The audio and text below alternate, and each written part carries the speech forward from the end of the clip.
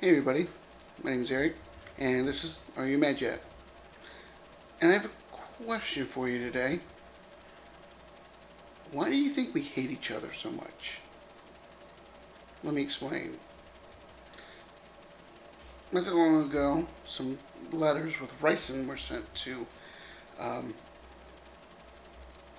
certain members of the administration, and instead of us stepping back and going, you know what, maybe, just maybe, we need to step back and reevaluate the butting of heads that we've grown accustomed to over the slightest little thing. But no, we used this incident to attack each other. Right blaming the left, left blaming the right, when the person responsible was the person who mailed the letters. Instead of us using that to unify, no, we didn't do that. We fought each other, pointed fingers. Then you have the guy that I call the sorta bomber. Some of the contraptions he made were sort of bombs. They didn't have triggering mechanisms, but they were packed with explosives or explosive material, and they were sent to political figureheads, i.e. an assassination attempt. Another one. And before even any details other than the fact that these letters were sent out, or these packages were sent out, what did we do? Couldn't keep off of each other's throats. It was either a Democrat false flag or a nutjob Republican. Turns out it was just a nutjob, period. But we couldn't use that to unify and say, okay, you know what, enough's enough. We need to unify as a country. We need to stop this fighting before somebody gets killed as a result. And then, excuse me, and then this weekend. This weekend,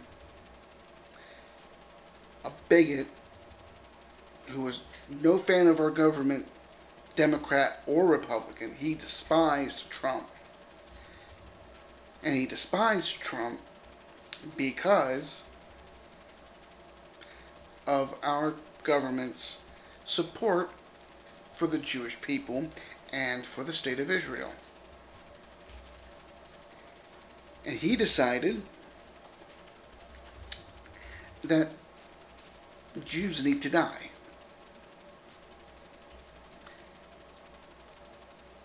And walked into a synagogue, and when it was all said and done, 11 people died simply because they were Jewish. That's it. And instead of us as a country getting together and saying, you know what, we're not going to let these people's deaths be in vain.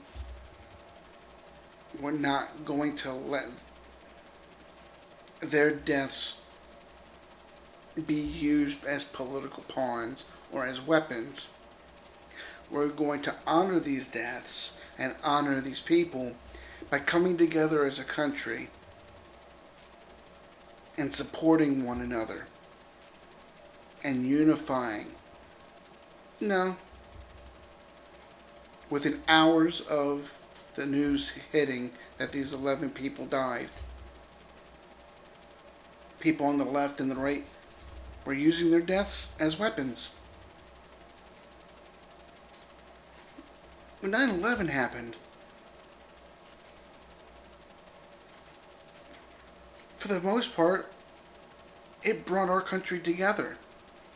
We didn't care if the person sitting next to us was white or black or gay or straight or Christian or Jew or trans or not. We didn't care. We were Americans. And we decided to use this tragedy to unify as a country.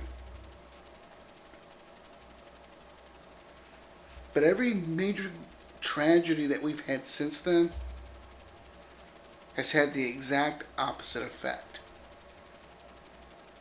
Every single one since. Every mass shooting, every homegrown terrorist attack. Instead of saying, okay, what do we need to do to stop this? How can we use this to make our country better? What can we learn from this? All we do is use it as an excuse to attack each other. What have we become? How can we say we are the United States of America? Do those words mean anything to us anymore? United States of America. I think our forefathers, our founding fathers would be disgusted, outright disgusted,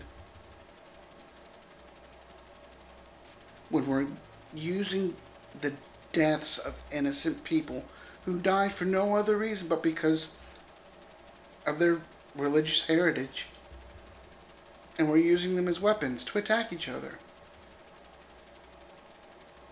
Want to have it and use it as an excuse to blame Trump.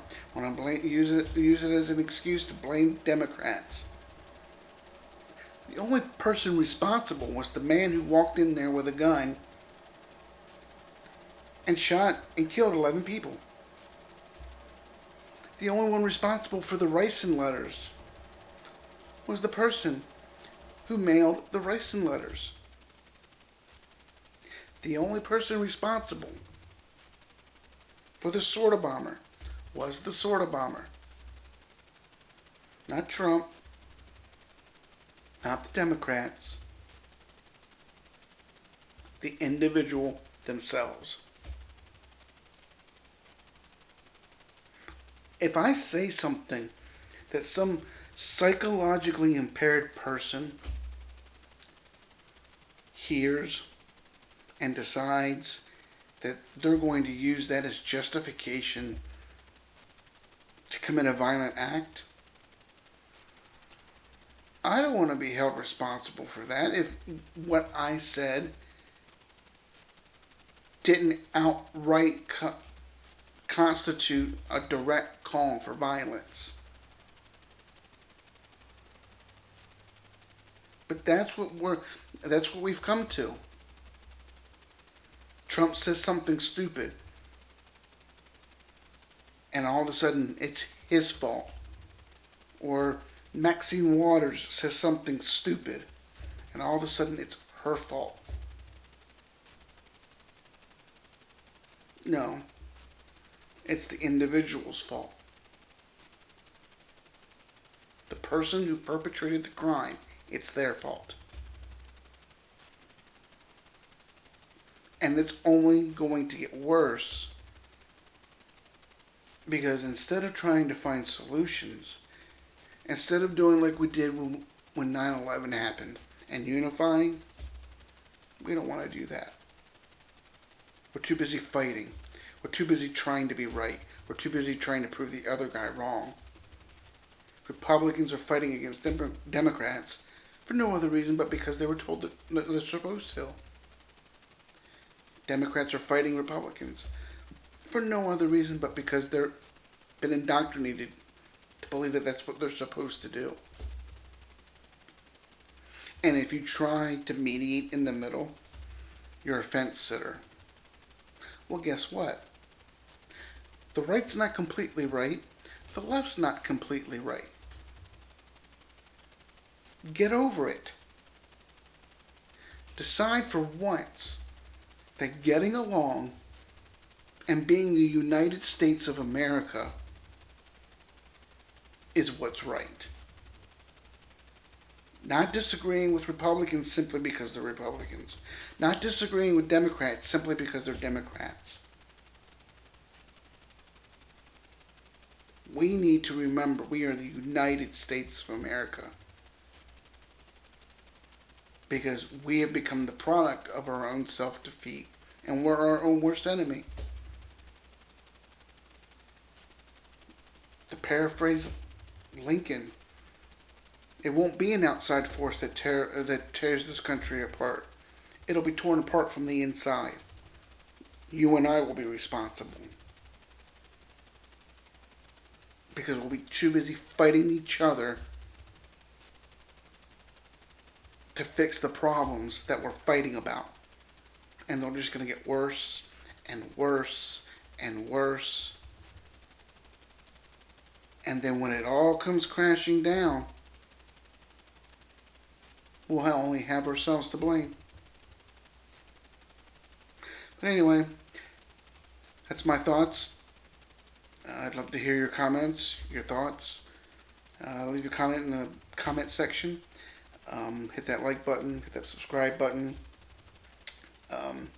And I will see you in the next one.